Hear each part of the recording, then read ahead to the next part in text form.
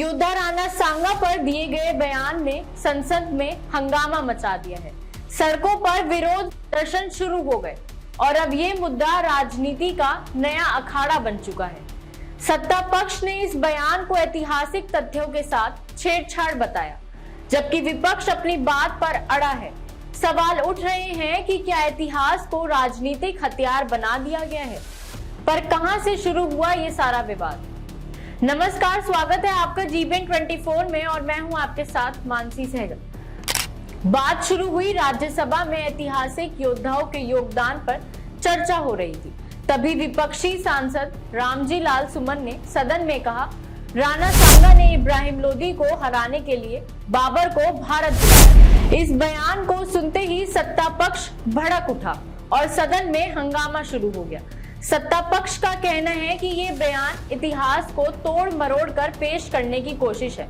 वहीं सुमन अपनी बात पर कायम है और उन्होंने साफ कहा, मैं इस जन्म में माफी नहीं मांगूंगा, अगले जन्म का पता नहीं। ये विवाद सिर्फ संसद तक सीमित नहीं रहा, इस बयान पर देश भर में प्रतिक्रिया आने लगी और कुछ संगठनों ने इसे ऐतिहासिक योद्धाओं का अपमान बताया। मामला और गरमाया जब करनी सेना के कार्यकर्ताओं ने सांसद रामजी लाल सुमन के आगरा वाले घर पर विरोध प्रदर्शन किया। रामजी लाल सुमन ने राज्यसभा के सभापति से सुरक्षा की मांग की है।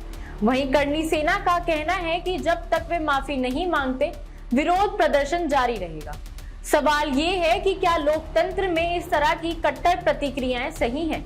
ये पहली बार नहीं है जब इतिहास पर बवाल मचा हो। इससे पहले भी इतिहास पर गरमा चुकी है राजनीति। 2017 में हल्दीघाटी युद्ध को लेकर संसद और विधानसभाओं में बहस छिड़ी थी कि क्या महाराणा प्रताप विजयी हुए थे। इस मुद्दे ने संसद से लेकर इतिहास की किताबों तक हंगामा मचा दिया था। फिर 2018 में ताजमहल को लेकर विवाद खड़ा हुआ था, जब कुछ नेताओं ने इसे तेजो महल यानी एक हिंदू मंदिर बताया था। इस मुद्दे ने सोशल मीडिया से लेकर संसद तक को हिला दिया था।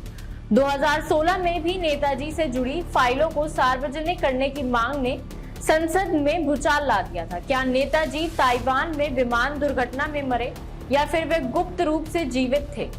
ये सवाल आज भी उठते हैं। 2021 में भी वीर सावरकर पर संसद में हंगामा हुआ था, जब विपक्ष ने उन पर अंग्रेजों से माफी मांगने का आरोप लगाया, जबकि सत्ता पक्ष ने उन्हें स्वतंत्रता संग्राम का महानायक बताया था। यानी इतिहास को लेकर राजनीति कोई नई बात नहीं है। सवाल ये उठता है कि क्या इतिहास पर चर्चा वाकई तथ्यों की खोज के लिए होती है या फिर ये सिर्फ राजनीतिक हथियार बन चुका है। कुछ हिस्टोरियंस का भी मानना है कि राणा सांगा ने बाबर को आमंत्रित किया था, लेकिन दूसरा पक्ष कहता है कि उन्होंने सिर्फ लोदी से मुक्ति पाने के लिए मदद मांगी थी। यानी इस टॉपिक पर डिफरेंसेस हमेशा से हैं, लेकिन क्या अब इसे राजनीतिक मुद्दा बना दिया गया है?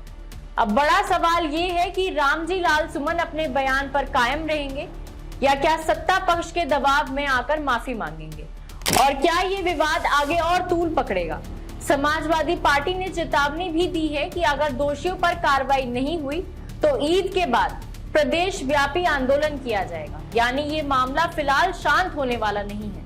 पर आपको क्या लगता है, क्या इतिहास को राजनीतिक हथियार बना दिया गया है? क्या रामजी लाल सुमन को माफी मांगनी चाहिए? हमें कमेंट कर अपनी राय जरूर बताएं और देखते रहिए जीबीएन 24।